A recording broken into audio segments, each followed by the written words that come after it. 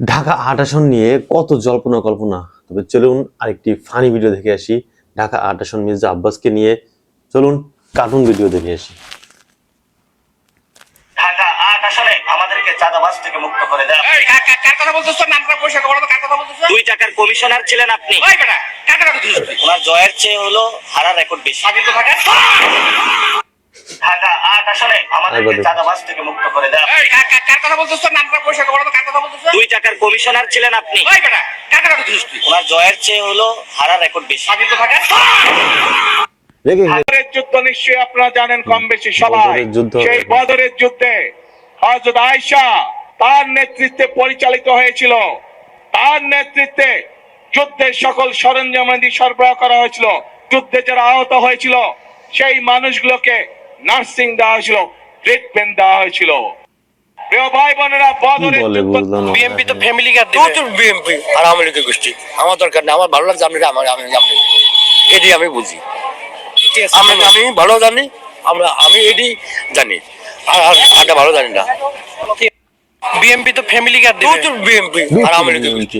আমি বিতাড়িত শয়তান থেকে আল্লাহর কাছে প্রার্থনা করছি এসা পর্যন্ত মির্জা আব্বাসে বদনাম করো। আল্লামা মির্জা আব্বাস। শুধু মির্জা আব্বাস মির্জা আব্বাস মির্জা আব্বাস একটা তোর ভিডিও দিতে বলবো হাতের সামনে। মির্জা আব্বাস মির্জা আব্বাস মির্জা আব্বাস মির্জা আব্বাস মির্জা আব্বাস মির্জা আব্বাস মির্জা আব্বাস। আরে কি যন্ত্রণা! নাসির উদ্দিন পাটোয়ারি বর্তমানের সোশ্যাল মিডিয়ার সবথেকে বড়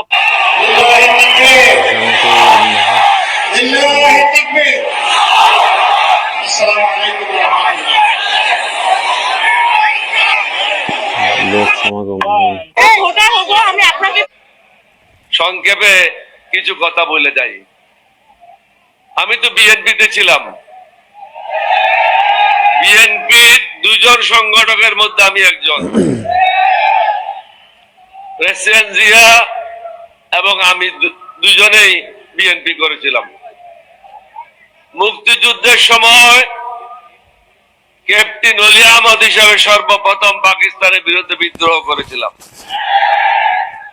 শহীদ রাষ্ট্রপতি জিয়াউর রহমান সওয়াত জাহাজ থেকে অস্ত্র খালাসের জন্য তাকে নির্দেশ দেওয়া হয়েছিল। তখনও পর্যন্ত আমরা বিদ্রোহ করব এই পরিকল্পনা ছিল, চূড়ান্ত হয় নাই। তিনি যাচ্ছিলেন চট্টগ্রাম বন্দরের দিকে। ইতিমধ্যে আমি যখন খবর পেলাম ঢাকাতে শুরু হয়ে গেছে গোলাগুলি, চট্টগ্রাম সেনানিবাসে গোলাগুলি শুরু হয়েছে, অষ্টম বেঙ্গল সেনাদেরকে নিয়ে আমি বিদ্রোহ করি এবং প্রেসিডেন্ট জিয়াকে দেওয়ানহাট নামক স্থান থেকে ফিরিয়ে নিয়ে আসি। অতঃপর দুজনে মিলে কালুঘাট বেতার কেন্দ্রে যায়। পরের দিন তিনি বাংলাদেশের স্বাধীনতা ঘোষণা করেন। আমরা কেন সেদিন পাকিস্তান থেকে স্বাধীনতা চেয়েছিলাম? ওরাও তো আমাদের ভাই। কারণ আমাদের যে ন্যায্য অধিকার ছিল সেই অধিকার থেকে আমাদেরকে বঞ্চিত করেছিল। বাংলাদেশের লোকজন বিদেশে যাওয়া খুবই কঠিন ছিল। এখন 1 কোটির উপরে বাংলাদেশি লোক বিদেশে আছে। রাওয়ালপিন্ডিতে এমবেসি থাকলে আমাদের দেশের লোকেরা বিদেশে যেতে পারতো না। আমাদের যে অর্থনীতি হয়েছিল সেই অর্থনীতি হতে পারতো না। আজকে হাসিনার এবং তার দোসররা, কিছু দুর্নীতিবাজ ব্যবসায়ীরা 234 বিলিয়ন ডলার। আমার নাম মোহাম্মদ রেজাউল করিম রিপন। যোগদান করছে। আমার বাবা সাবেক ইউপি সদস্য এবং আমার চাচা 5 নং চন্দ্রপুর ইউনিয়ন যুব দলের সভাপতি এবং আমি চন্দ্রপুর ইউনিয়ন যুব দলের 71 বিশিষ্ট সদস্যর 48 নম্বর সদস্য পদে আছি। আমি আমার সংগঠন থেকে পদত্যাগ করে বাংলাদেশ জামাতে ইসলামে যোগদান করছি। পদত্যাগ করার কারণ একটাই, তারা আওয়ামী লীগকে পুনর্বাসন করতেছে। এই একটা কারণেই আমি আমার দল থেকে পদত্যাগ করেছি এবং জামাতে ইসলামে যোগদান করেছি।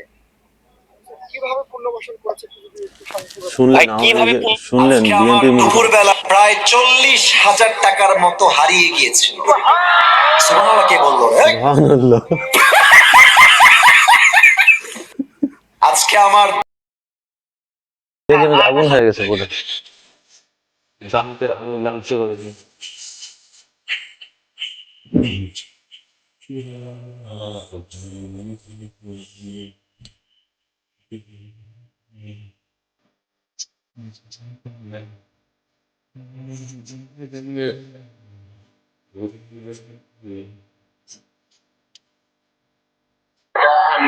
নেতা প্রিয় ভাই বোনেরা, পদ